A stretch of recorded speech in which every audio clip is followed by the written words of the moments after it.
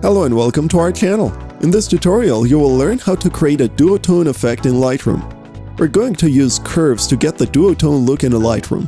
If you want to do this in Photoshop, make sure to check out our Photoshop tutorial.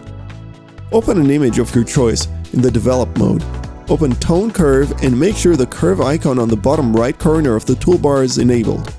Now select the red channel and grab the bottom point and drag it around.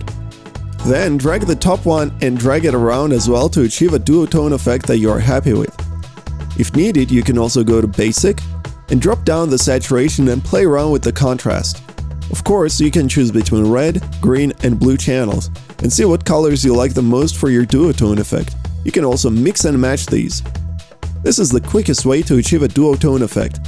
It may need some playing around and experimenting, but you can achieve great looks in a matter of minutes. What other Lightroom effects would you like to see? If you liked this video, don't forget to give it a thumbs up and subscribe to our channel. And make sure to press the bell button to be the first to know about our new videos.